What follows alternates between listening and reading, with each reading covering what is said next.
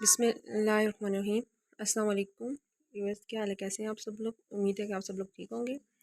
Welcome to my channel LK Twitter. Today we are discussing a new topic that is nephron. So nephron के बारे में हम पढ़ेंगे कि नेफ्रॉन होता क्या है, इसका स्ट्रक्चर कैसा है और इसका फंक्शन क्या है, इसका रोल क्या है। ठीक है। पहली बात तो ये आपको पता होनी चाहिए कि नेफ्रॉन जिस तरह हमारी बॉडी जो है डिफरेंट सेल से मिलकर बनी है, डिफरेंट सेल्स कंबाइन होते हैं तो हमारी बॉडी बनती है। ठीक है।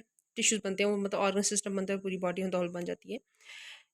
इन द सेम वे हमारे पास नेफ्रॉन क्या होता है कि हमारे पास डिफरेंट नेफ्रॉन्स कंबाइन होती हैं तो हमारे पास एक किडनी बना देती हैं। ठीक है।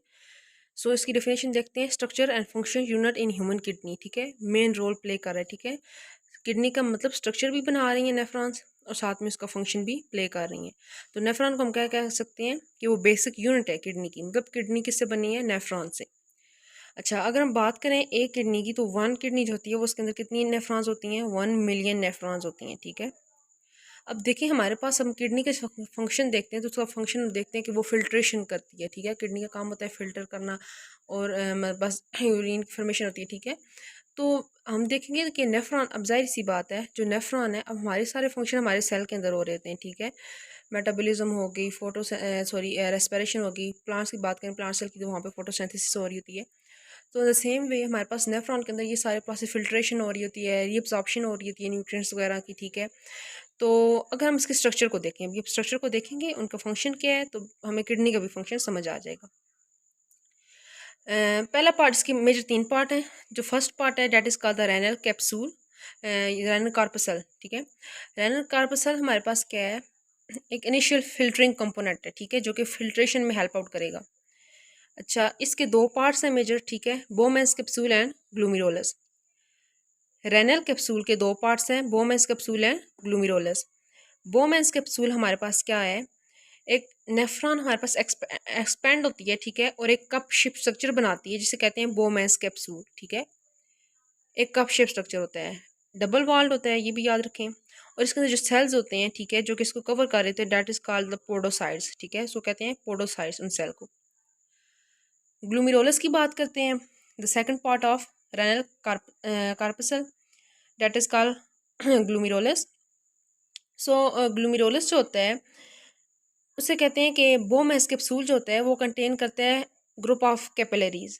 बोमेंस कैप्सूल के अंदर ग्रुप ऑफ कैपिलरीज होती हैं। ठीक है। जिन्हें हम क्या कहते हैं? ग्लूमिरोलस। ठीक है। मतलब कैपिलरीज जितनी भी होंगी या आर्ट्रियोल जितनी भी होंगी, हम कहते हैं वो क्या है? ग्लूमिरोलस के अंदर आ जाती हैं। अब कहते हैं कि होता है ऐसे है कि ये फॉर एग्जाम्पल ये कैपिलरी है। ठीक है। एक और इसके अंदर ये पोर्स हैं, तो इसमें से सब्सटेंस इजीली पास हो सकते हैं। ग्लूमिरोलस का काम क्या होता है कि वो एक फिल्टरिंग यूनिट ना, वो फिल्टर करवाएगा। एक नेट लाइक स्ट्रक्चर होता है ग्लूमिरोलस, हम आप ऐसे समझ लें। ठीक है। इसमें से जिस तरह हम नेट में से कोई चीज़ पास करवाते हैं तो वो पानी पास हो जाता है, बाकी चीज़ें ऊपर रह जाती हैं। ठीक है। इन द सेम वे हमारे पास जो न्यूट्रिएंट्स होते हैं ऊपर रह जाते हैं, तो बाकी चीज़ें जो वेस्ट प्रोडक्ट होता है वो चला जाता है। अब बात यहाँ पे ये हो रही है कि ये अब यहाँ से जो सब्सटेंस है इन पोर्स में से पास हो जाएंगे। ग्लूमिरोलस इनको अलाउ करेगा कि ये डिजॉल्व होकर पास हो जाएं और इंटर हो जाएं किसके अंदर? ये बोमेंस कैप्सूल है। ठीक है। इसके अंदर चले जाएं, कप शेप होता है। अब बोमेंस कैप्सूल के हमारे पास 2 आर्ट्रियोल होती हैं। ठीक है। एक होता है एफिरेंट आर्ट्रियोल, एक होता है इफेरेंट आर्ट्रियोल। बोमेंस कैप्सूल के अंदर जो ब्लड लेके जाती है आर्टरी, उसे कहते हैं एफिरेंट आर्टरी या एफिरेंट आर्ट्रियोल कहते हैं। और जो ब्लड को यहाँ से मतलब पास करवा के क्या होता है कि यहाँ से ब्लड आता है, बोमेंस कैप्सूल के अंदर जाता है, फिर ग्लूमिरोलस के अंदर जाता है। मतलब यहाँ पे आगे मैं आपको पार्ट्स बताऊंगी, बाकी पार्ट्स वहाँ से फिल्ट्रेशन होती है, रिअब्जॉर्प्शन होती है, तो फिर वापस यहाँ से आता हुआ एफिरेंट आर्ट्रियोल के थ्रू बॉडी के अंदर चला जाता है।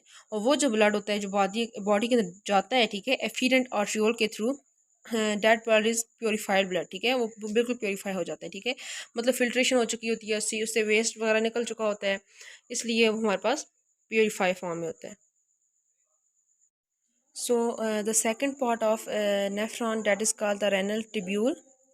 Renal tubule basically is a tubular portion. ठीक है। जो कि ट्यूब्यूल पे कंसिस्ट करता है। ठीक है। ट्यूबुलर पोर्शन का क्या मतलब है कि उसके अंदर ट्यूब्यूल्स होंगी डिफरेंट। ठीक है। जो कि क्या करेंगी? फिल्ट्रेट करेंगी। अब क्या करेंगी? अब फिल्ट्रेशन हमने पहले पार्ट में भी हमने पढ़ा कि फिल्ट्रेशन हुई है। ठीक है। अब जो फिल्ट्रेशन वहाँ पे हुई थी उस फिल्ट्रेट की यहाँ पे रीअब्जॉर्प्शन होगी, ठीक है। तो यहाँ पे क्या कहते हैं कि फिल्ट्रेट की रीअब्जॉर्प्शन होती है फ्रॉम यूरिन। यूरिन से हमारे पास जितनी भी रीअब्जॉर्प्शन होगी वो रेनल टिब्यूल्स के अंदर होगी, ठीक है। कि अब फ़िल्टर तो हो गया, बोमेस कैप्सूल के अंदर भी वो फ़िल्टर हुआ, ग्लोमेरुलस के अंदर भी वो फ़िल्टर हुआ। हाँ, वो जो फ़िल्टर हो गया है, उस फ़िल्टर होके जो फ़िल्टर हुआ है उसे कहते हैं यूरिन, और वो यूरिन में से रीअब्ज़ॉर्प्शन होगी, ठीक है। और भी जितने भी मटेरियल या न्यूट्रिएंट्स वगैरह होंगे वो हम निकालेंगे, ठीक है, ताकि पीछे वेस्ट खाली बच जाए। अच्छा, रेनल ट्यूब्यूल जो होता है उसके 3 पार्ट्स आते हैं, ठीक है। Proximal convoluted tubule, loop of Henle and distal convoluted tubule, ठीक है। एक एक हम लोग पढ़ेंगे, ठीक है। प्रोक्सिमल कन्वोलेटेड ट्यूब्यूल, अब हमने पहली बात की थी कि ये रेनल ट्यूब्यूल हम पढ़ेंगे, सेकंड पार्ट है नेफ्रॉन का, तो इसके अंदर क्या होंगी, ट्यूब्यूल्स होंगी, ठीक है। So the first one is proximal convoluted tubule. अब ये क्या होती है कि बोमेस कैप्सूल से लूपा फैनले तक एक्सटेंड करती है प्रोक्सिमल कन्वोलेटेड ट्यूब्यूल, ठीक है। ये एक लार्जेस्ट पार्ट है, ठीक है, पोर्शन है, ठीक है, रेनल ट्यूब्यूल का या नेफ्रॉन का। इसके अंदर हमारे पास माइक्रोविलाई होते हैं, ठीक है, हेयर लाइक स्ट्रक्चर होते हैं, जो क्या करते हैं, इंक्रीज करते हैं एरिया फॉर रीअब्जॉर्प्शन, ठीक है। माइक्रोविलाई का क्या काम है, ये इंक्रीज करेंगे सरफेस एरिया को रीअब्जॉर्प्शन के लिए, क्योंकि जितना ज़्यादा सरफेस एरिया होगा उतनी ज़्यादा रीअब्जॉर्प्शन ईजिली हो सकेगी, ठीक है। सो मेन इसका फंक्शन क्या है, रीअब्जॉर्प्शन यहाँ पे अकर है, रीअब्जॉर्प्शन यहाँ पे होगी, ठीक है, प्रोक्सिमल कन्वोलेटेड ट्यूब्यूल के अंदर। द सेकंड वन इज़ लूपा फैनले, ये यू शेप्ड होगा, ये भी मैं आपको जिस वक्त डायग्राम बताऊंगी तो आपको सारी बातें क्लियर हो जाएंगी, ठीक है। लूपा फैनले हमारे पास क्या होता है, एक यू शेप्ड होता है, ठीक है, यू शेप्ड एक ट्यूब्यूल है, नैरो पार्ट है, ठीक है, मतलब नैरो होती है, डिसेंडिंग एंड असेंडिंग ऑर्डर में होती है, मतलब ये यू शेप्ड होती है, तो जाहिर इस बात इस तरह यू शेप बनाएगी, वो मैं आपको इस वक्त बताऊंगी, आपको क्लियर हो जाएगा। डिसेंडिंग असेंडिंग ब्लिम्स की फॉर्म में होती है, ठीक है। रिब्जॉर्प्शन करती है वाटर एंड साल्ट की, मतलब वाटर और साल्ट की जो रिब्जॉर्प्शन होती है, एमसीक्यूज के हवाले से भी याद रखें, कौन से पार्ट के, नेफ्रॉन के कौन से पार्ट में होती है, लूपा फैनले के अंदर, ठीक है, लूपा फैनले के अंदर वाटर और साल्ट की रिब्जॉर्प्शन होगी। The third part is distal convoluted tubule, ये लास्ट पार्ट है, ठीक है, और ये क्वाइल्ड होता है, ठीक है, क्वाइल्ड पोर्शन होता है, मतलब ये इस तरह क्वाइलिंग इसकी हुई होती है। इसके अंदर क्या होती है, यूरिन की फॉर्मेशन होती है, ठीक है। अब क्या होता है, इसके अंदर यूरिन की फॉर्मेशन इस तरह होती है कि हमने क्या कि यूरिन ऑलरेडी बन चुका होता है, उसमें से खाली रिब्जॉर्प्शन हो रही होती है, तो मतलब वो यूरिन बिल्कुल कंपेरेटिवली उसकी फॉर्मेशन हो रही होती है, क्योंकि उसमें से बाकी सारा कुछ हमने रिब्जॉर्प्शन यहाँ पे हो जाती है, लूपा फैनले के अंदर भी हो, प्रोक्सिमल कन्वोलेटेड ट्यूब्यूल के अंदर भी। अब होता है ऐसे है, कहते हैं कि जो मालिक्यूल्स होते हैं वो ब्लड कैपिलरीज में से पास हो जाते हैं, ठीक है, और कहाँ पे चले जाते हैं, ल्यूमन ऑफ ट्यूब्यूल्स, ट्यूब्यूल का एक ल्यूमन पोर्शन है जहाँ पे चले जाते हैं, और इसको हम कहते हैं ट्यूबुलर सिक्रीशन, क्योंकि यहाँ पे अब लास्ट पार्ट है जिसमें हमारे पास यूरिन की सिक्रीशन होगी, ठीक है। तो अब होता है ऐसे है कि अब यहाँ पे हम ये डिस्टल जो कन्वोलेटेड ट्यूब्यूल है ये लास्ट पोर्शन है, ठीक है, इसके बाद कलेक्टिंग डक्ट्स आएंगी, वो मैं आपको बताती हूँ कि वो क्या होती हैं। वहाँ पे कलेक्शन होगी, ठीक है, यूरिन की, वहाँ से फिर आगे यूरिया के जरिए पास आउट हो जाएगा। लेकिन अब होता है ऐसे है कि अब यहाँ पे इन सब पार्ट्स में ये जो ट्यूब्यूल्स हमने अब पढ़ी हैं, प्रोक्सिमल ट्यूब्यूल हो गई, या लूपा फैनले हो गया, या डिस्टल कन्वोलेटेड ट्यूब्यूल हो गई, तो इन तीनों लूप्स में हमारे पास, इन तीनों ट्यूब्यूल्स में हमारे पास क्या हो रही है, रिब्जॉर्प्शन हो रही है और एक्सक्रीशन हो रही है, ठीक है। और जो पहले हमने पार्ट पार्ट पढ़े रैंडल कार्पसल के, उसमें हमारे पास दो पार्ट्स थे, बोमेस कैप्सूल एंड ग्लोमेरुलस था, और उन दोनों के अंदर हमारे पास क्या हो रही थी, फिल्ट्रेशन हो रही थी, ठीक है। सो बेसिकली हम अब नेफ्रॉन के स्ट्रक्चर के ऊपर आते हैं।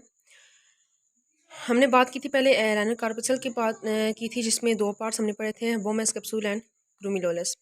ब्लड यहाँ से एफिरेंट आर्ट्रियोल के थ्रू इंटर होगा, ग्लोमेरुलस के अंदर जाएगा, मतलब ग्लोमेरुलस इस तरह का नेट लाइक स्ट्रक्चर होता है जिसमें हमारे पास इसकी फिल्ट्रेशन होती है, फिर बोमेस कैप्सूल के अंदर जाएगा, यहाँ पे भी फिल्ट्रेशन होगी।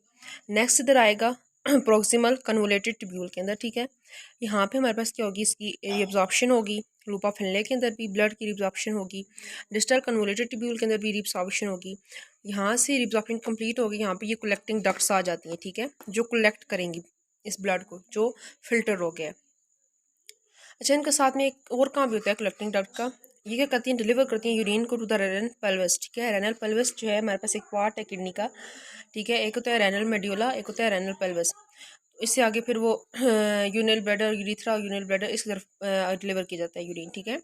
तो कलेक्टिंग डक्ट में हमारे पास क्या होगा, एक तो ब्लड जो प्योरीफाई हो गया है बिल्कुल वो कलेक्ट होगा, दूसरा यूरिन की जो होती है वो मतलब कलेक्टिंग डक्ट में अब यूरिन जो होता है वो कलेक्ट हो जाएगा, और उसको और इसका ये काम क्या है कि ये डिलीवर करेगा यूरिन को टू द रेनल पेल्विस, ठीक है।